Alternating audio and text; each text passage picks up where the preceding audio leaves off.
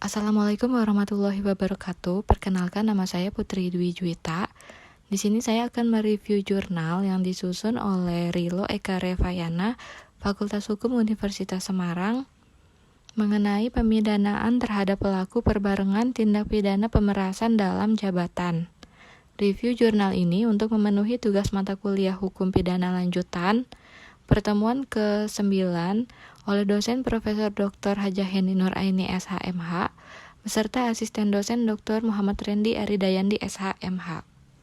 Delik perbarengan merupakan perbuatan pidana yang berbentuk khusus karena beberapa perbuatan pidana yang terjadi karena pada hakikatnya hanya dilakukan oleh satu orang. Samenlepp atau konkursus dapat diterjemahkan dengan kata gabungan atau perbarengan. Perbarengan adalah terjadinya dua atau lebih tindakan pidana oleh satu orang, di mana tindak pidana yang pertama kali belum tentu dijatuhi pidana, atau antara tindak pidana yang pertama dengan tindak pidana yang berikutnya belum dibatasi oleh suatu putusan hakim. Bentuk-bentuk perbarengan ada 3, yaitu yang pertama perbarengan aturan, yang kedua perbuatan berlanjut, dan yang ketiga perbarengan perbuatan. Terdapat contoh perbarengan tindak pidana pada putusan nomor 46 pidana khusus. Berdasarkan bukti dan fakta-fakta yang terungkap di dalam persidangan, terdakwa WR terbukti telah memenuhi syarat-syarat dari perbarengan perbuatan atau konkursus realis, yang mana sebagai syarat-syarat tersebut adalah: pertama, seseorang melakukan beberapa perbuatan. Dalam hal ini, terdakwa terbukti telah melakukan beberapa perbuatan yang mana perbuatan tersebut merupakan unsur dari pasal 12 huruf E Undang-Undang Nomor 31 Tahun 1999 tentang pemberantasan tindak pidana korupsi, sebagaimana telah diubah dengan Undang-Undang Nomor 20 Tahun 2001 tentang perubahan atas Undang-Undang Nomor 31 Tahun 1999 tentang pemberantasan tindak pidana korupsi. Perbuatan tersebut antara lain memaksa seseorang memberikan sesuatu, memaksa seseorang untuk membayar, dan memaksa seseorang mengerjakan sesuatu bagi dirinya sendiri. Yang kedua, masing-masing perbuatan itu berdiri sendiri sebagai suatu tindak pidana, bisa berupa kejahatan dan pelanggaran.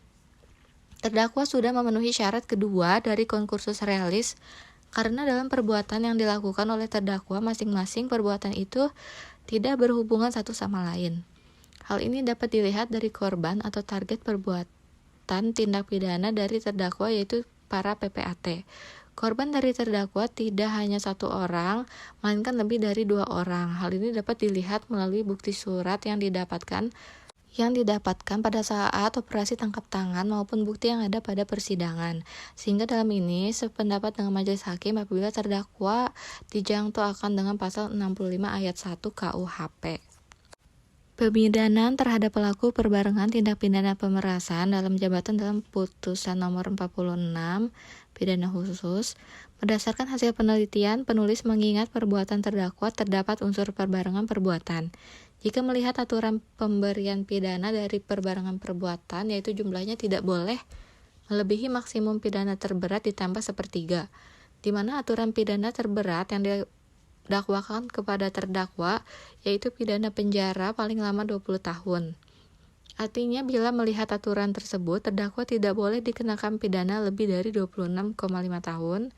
Hal ini bisa didapatkan karena pasal 12 huruf E Undang-Undang Nomor 31 Tahun 1999 tentang pemberantasan tindak pidana korupsi, sebagaimana telah diubah dengan Undang-Undang Nomor 20 Tahun 2001 tentang perubahan atas Undang-Undang Nomor 31 Tahun 1999 tentang pemberantasan tindak pidana korupsi, mengancam pidana penjara paling lama 20 tahun dan apabila ditambah sepertiganya menjadi 26,5 tahun.